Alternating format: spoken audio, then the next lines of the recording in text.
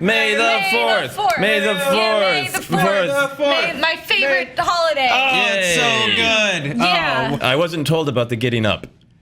Oh yeah, no, that was Okay, just all right. the one I It was wanted good. to You try took on it. you. You went with The will it. of the force. I made a choice. He made a strong just choice. like Anakin made a choice to betray his friends and join the dark side. Guys, it's May the 4th! Happy Star Wars Day. Welcome to Screen Junkies News. I'm here with Joseph Scrimshaw. And I'm here with Joa. Star. I got confused because we are both similar-looking nerdy Joes with the same T-shirt on right now. Exactly. And it's like looking in a beautiful mirror. Joseph It Scrimshaw. really is. Thank you, Joe Star. And also joining us, professional youngling Jenny Nicholson. Jenny Star?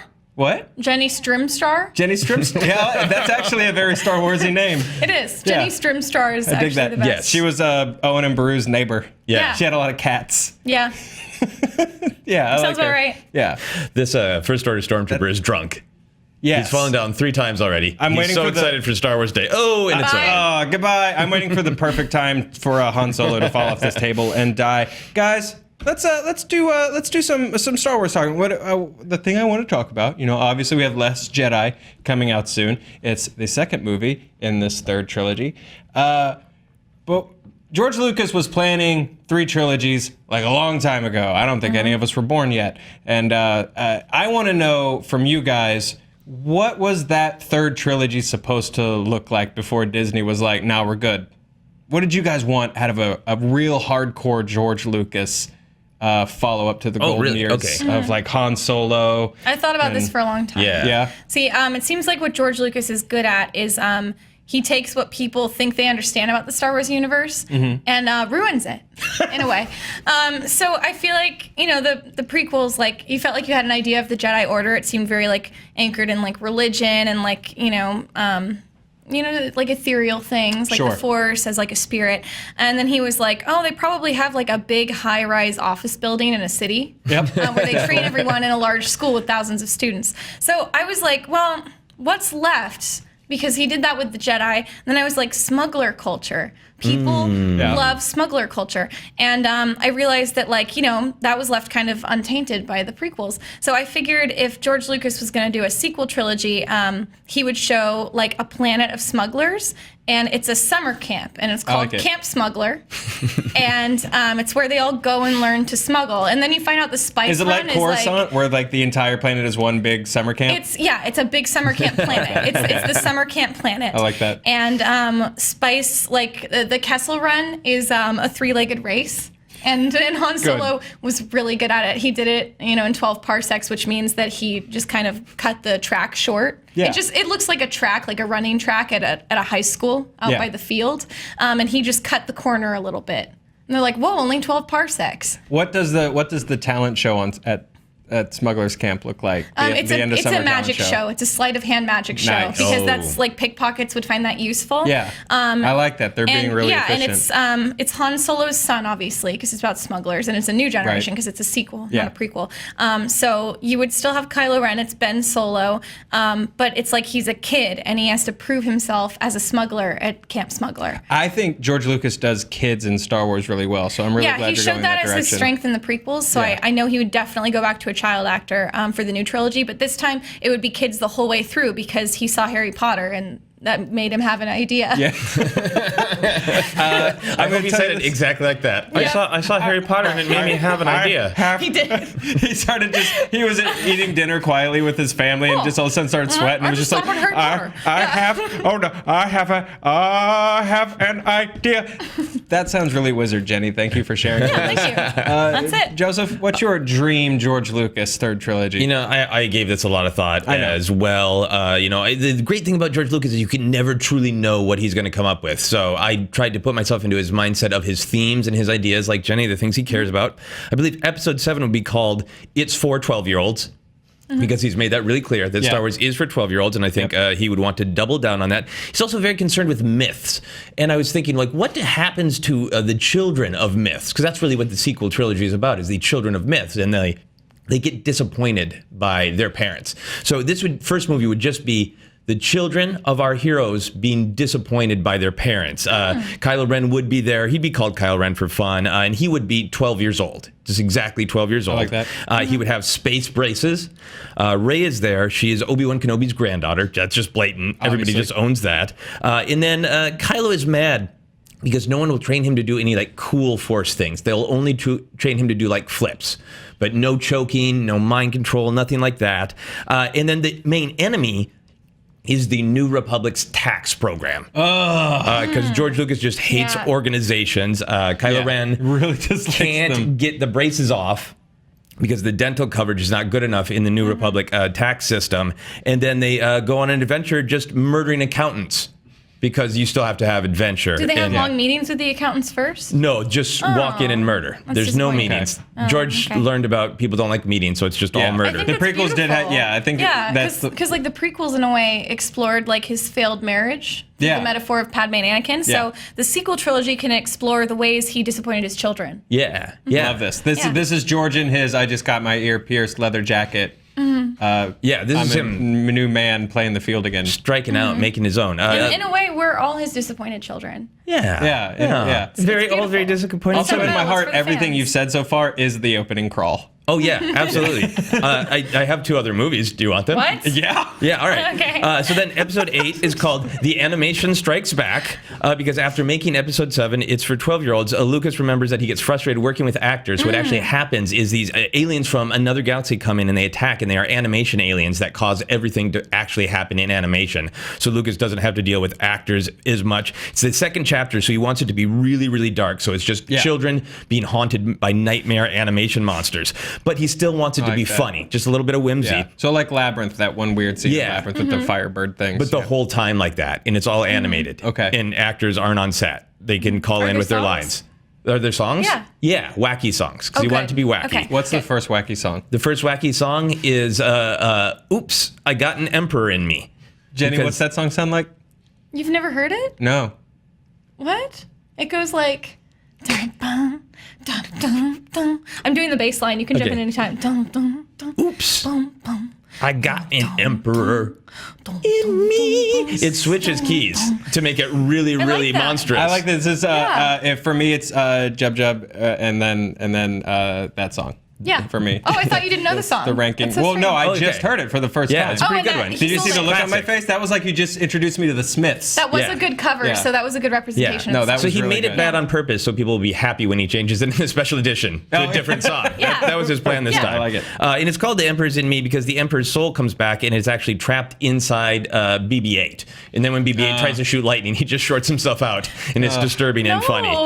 Yeah, I know. It's really it's upsetting. Your ideas now. Understandably, the movie ends with there's a big revelation because Lucas likes revelations, and we learn that Han is also Luke and Leia's brother. So we didn't know this the whole time. That's great. It's very confusing. Very brave. Yes. It messes everything up. And then episode 9 is much simpler. It's just called Revenge of the Individual. Because if you go through all of the Star Wars work, the main theme is that George Lucas hates institutions and organizations, does not think they function. The Jedi Order falls apart. The Old Republic falls apart. The Empire, everything fails. So this movie is just about all the characters realizing they'd be better off alone. Okay. And they go out into the woods and they live like Ewoks. And then in order to make it more meta, when you go to the theater, the actual film collapses and falls apart in front of you.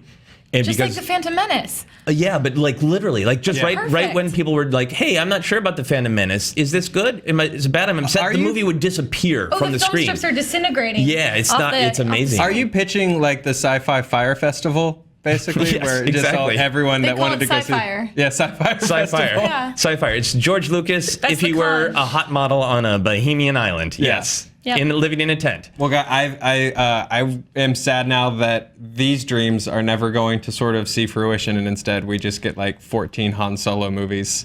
Yeah, in I their can't wait place. for the first 3. It might get stale after that. The first 3 Han Solos? Yeah. I think that there's definitely enough for 3 Han Solo movies to talk about young Han Solo. Yeah. Absolutely. So guys, we actually have some interesting news about George Lucas. We have a source at Disney. So apparently, George Lucas has sort of officially parted ways with Disney. I think at one point he called them slavers or something like that. Yep. But we do have a source. Apparently, George Lucas is still mocking up posters for his Star Wars ideas and just like leaving them in various places in the Disney Star Wars offices, like a cat that just caught a mouse. Just to show that he can get inside. Yeah, exactly. Yeah, it's sort of a weird psychological power play. But we did obtain some of those posters, and I thought it'd be fun if we looked at them and made fun of them. Cool. Okay. All right, let's do it. And just for libel's sake, this is a bit. So let's bring up the first poster. It's for The Lost Jedi. This is a film called The Lost Jedi. You can still see his sweaty fingerprints on the poster. Oh yeah, you really can. I like that. I like that. It's nice. There's some DNA so they can clone him. Yeah. So I'm trying to figure out where she's trying to go. I think it's an Arby's. It's probably the location of Luke Skywalker. Oh, yeah? Yeah, I mean, I'd imagine had Kylo Ren successfully gotten into her brain, that's exactly what he would have seen. What it looks like? Yeah. I think because otherwise, how would it have been a practical approach to finding anyone? Exactly. Yeah. And I think he's suggesting that Rey is extremely powerful in the Force because all the planets are closer together than planets can possibly be.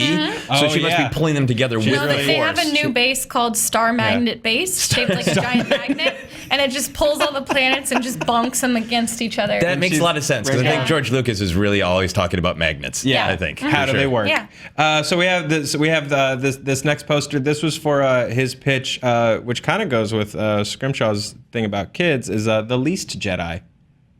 Oh. So this one is fun because it has a baby in it. Yeah, no, this is a midquel, right? Yeah. Between episodes 2 and 3. Yeah. Oh, I love that term too. It's a youngling. Yeah. Yeah. How many midichlorians do you guys think that baby has? Oh, at least 3. At least 3 for sure.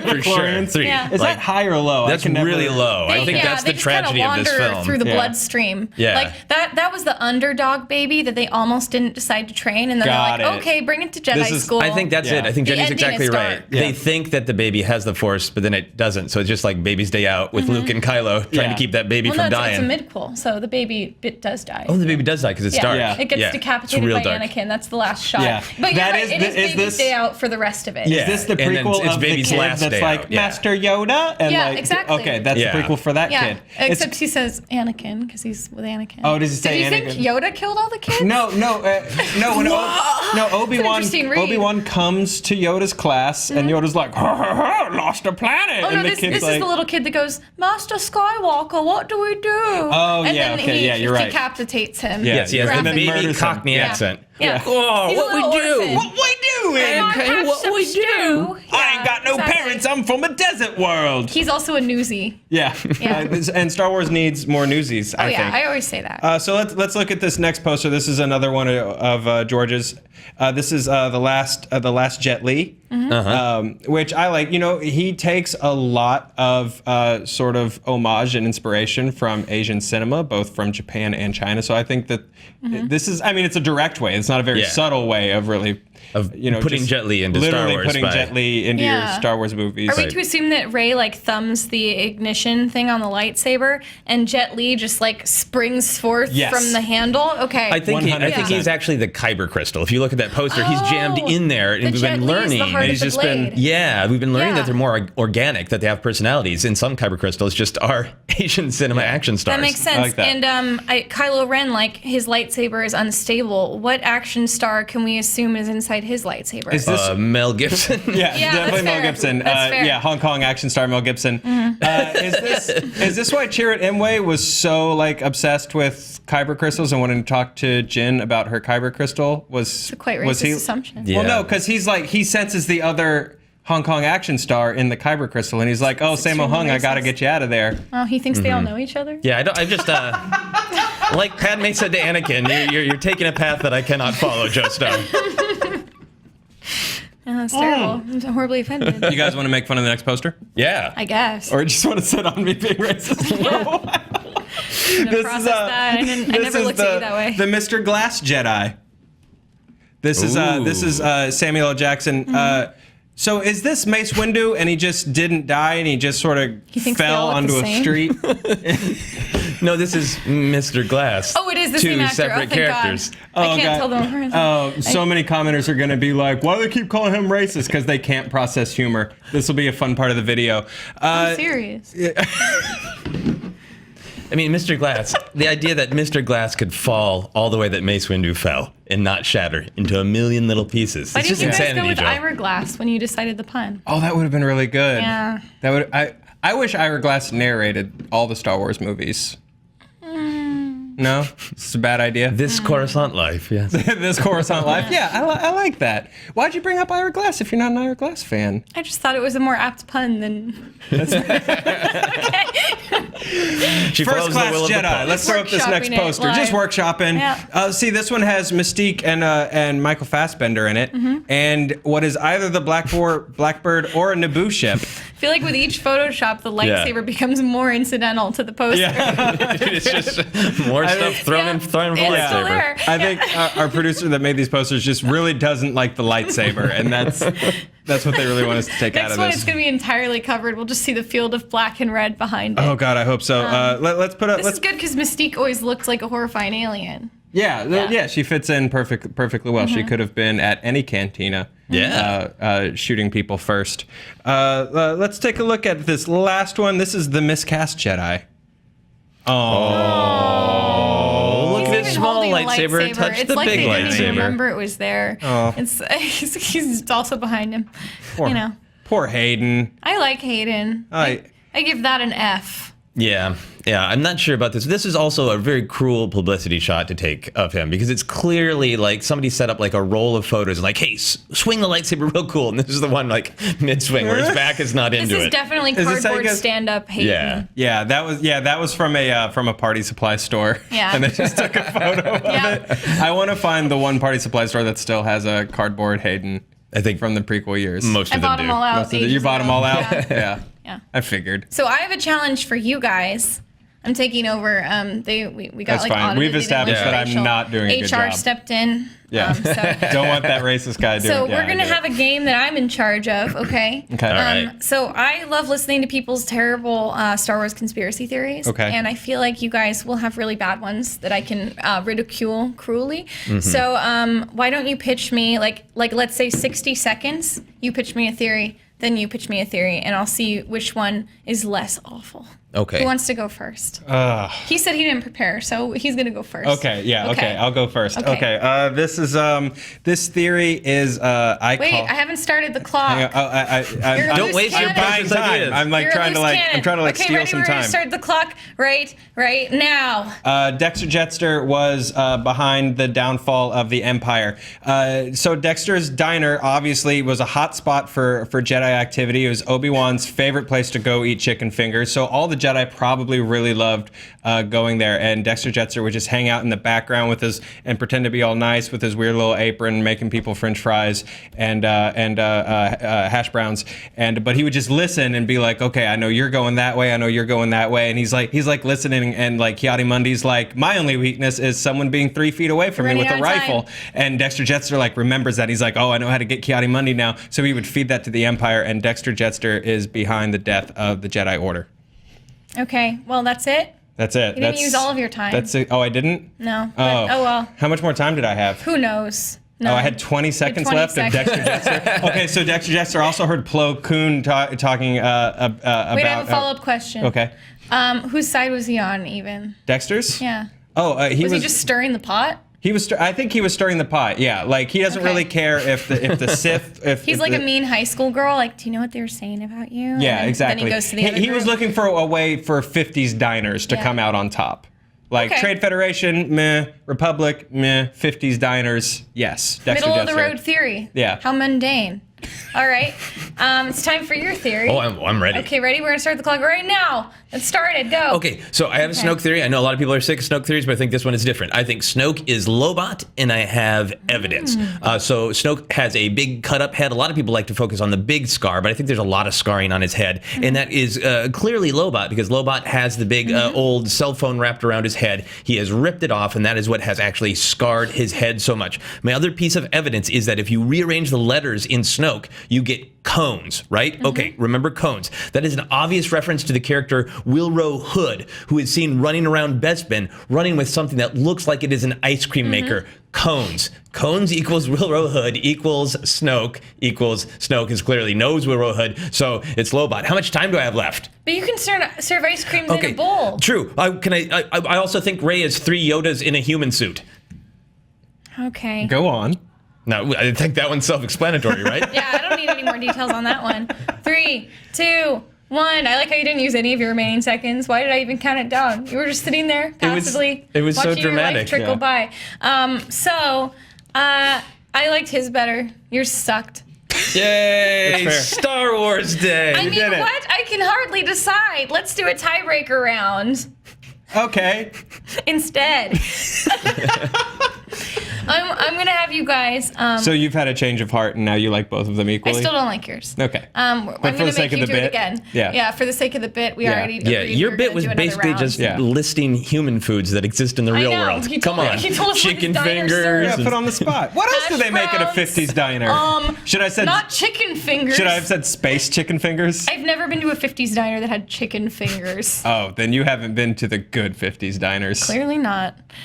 Okay, somebody give me a conspiracy theory about Salacious Crumb. Go. Okay, I think Salacious. okay. I'm sorry. Did No, yeah. you go knew for right it. away. Yeah, I think Salacious Crumb lived. I don't like how prepared you were. I'm gonna change the character. Okay. Okay.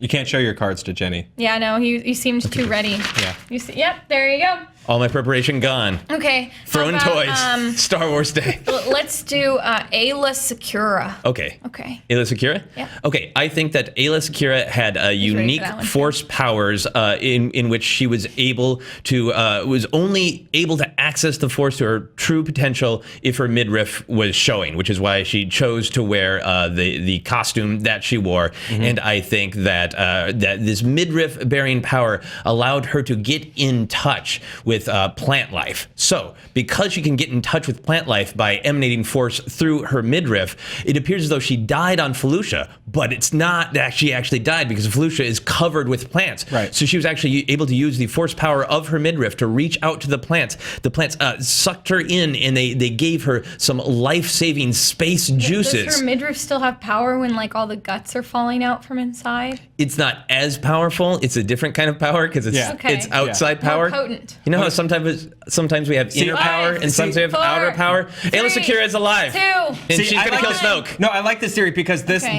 I didn't start your clock yet. Wait. Okay. Your clock starts now. Go. Okay, so this feeds into my Padme is a Padawan theory because not only do they both start with Pad, but she trained with Secura and who was like that your midriff is the source of the Force. That's where all your metachlorians gather, and that's why in Attack of the Clones, Padme is suddenly just has a midriff shirt on because while she was climbing up that thing, she was like, okay, now's my time to try to use the Force, and she pulled off the bottom part of her shirt, and that's why she did it. And if I can help us both, that's why Luke Skywalker has a little bit of a gut now because he's so powerful in the Force. Yes, because it all lands the there metachlorians are really for just resting. everyone. Right, he's got a little metachlorian donut. Yeah. Does that mean we're going to see midriff Kylo Ren? I think I so. hope so. I hope so. Ren's in the family. Oh yeah. Midriff Kylo Ren. Well, I mean, you explained it better that round. It was his theory that you piggybacked on. But Well, I'm giving the point to you because his reasons were stupid. So I guess you each have 1 point and nobody wins. Just like Star Wars Yay! fans. Balance in the Force. We did it. Yay. Look, it's Yeah, a it's great balance in Jedi the lightsaber. Force. I think it's just not on, Joe. What's And it it do? never will be. Nope. Nope. Only the best props. I don't have the force. The Force is not with us. Well, guys, thanks for hanging out with me and celebrating May the 4th. I'm really That's how glad. it flies like this. Okay. Beep, beep, beep, beep, beep. Oh yeah, we talked about this. Yeah. It's a weird It's ship. sideways. I don't Yeah. know why. Yeah. It's not a Looks good toy. legit. Not a good toy. Guys, thanks for pretending to be my friends for the past 15 minutes. Absolutely. We're It's, never friends. I know. Thank you for at least pretending. When we're done recording, can I have my shirt back? Yes, Okay, you cool. absolutely can. I hope you guys enjoy the rest of your Star Wars day and your lives. And I'll probably never see either of you again. Internet! My producer is frantically pointing at me to wrap this up. We want to know, what's your favorite Star Wars thing? What Star Wars thing are you the most thankful for on today, this beautiful day of May 4th? Let us know in the comments. And like Dalton always says, be nice. Make sure to click around here for some videos, like and subscribe. We'll see you guys later. Make good choices.